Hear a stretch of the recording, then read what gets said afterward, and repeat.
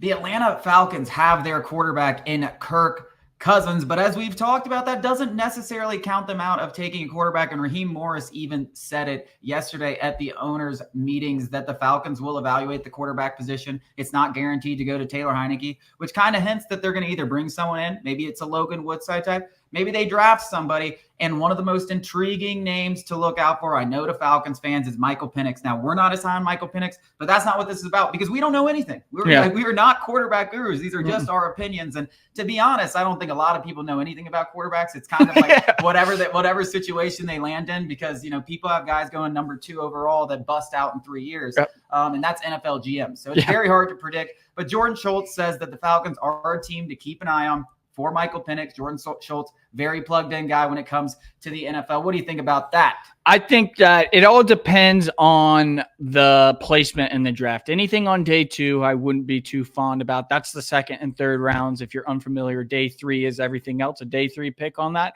I'm perfectly fine with it. Like the kid can spin it. The kid's got a rocket. I mean, you make no ifs, ands, or buts. The guy can absolutely sling it. We saw it against Texas. That's where I think a lot of Falcons fans saw him. Maybe, majority of Falcons fans saw him for the first time, and they were like, who is this guy? This guy's absolutely a superstar. He should have won the Heisman over Jane Daniels. No, he shouldn't, because you saw what was the entire body of work the following game against Michigan. He dealt with some inconsistencies in a conference that doesn't necessarily have the best defenses. That Michigan defense was the best defense he faced, and it's, probably the closest to an NFL caliber defense that he's faced, and he struggled. The arm talent is there. There are some injury concerns, a couple knees, a shoulder, throwing shoulder. That's not pretty. And he is older, though the age thing I don't really care about the age thing all that much. I think, from the games I've watched, the inconsistencies are just too great to overcome, particularly over the middle of the field. But I think that whoever they select is coming to a great situation sitting behind Kirk Cousins with this quarterback-centric coaching staff that Raheem Morris has put together.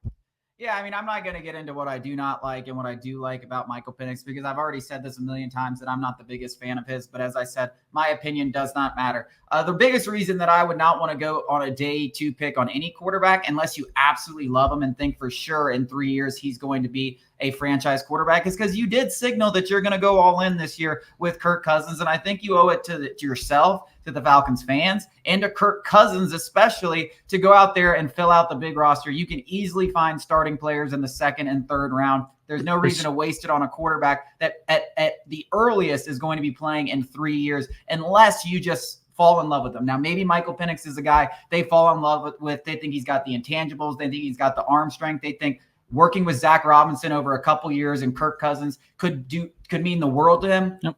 Listen, I'm not going to doubt it one bit until I see it happen 3 years down the road. But I think you do owe it to the fans, the Falcons, the team, the players to go for it because you're in a situation where you can go for it, and that would not be taking a quarterback. Well, these day 3 picks aren't useless. Like, I don't want to seem like because listen, Tyler Algier, Drew Dahlman, Clark Phillips, DeMarco Helms, Nate Landman, all starters, all on day 3 or later. Landman wasn't even drafted. So every single pick is valuable, especially for a Falcons team. The window to compete is right now. They're all valuable. Yeah, I completely agree. But I know Falcons fans very much would love to see Michael Penix. Hey, and it would be good for the brand. I would be excited about it if it were to happen.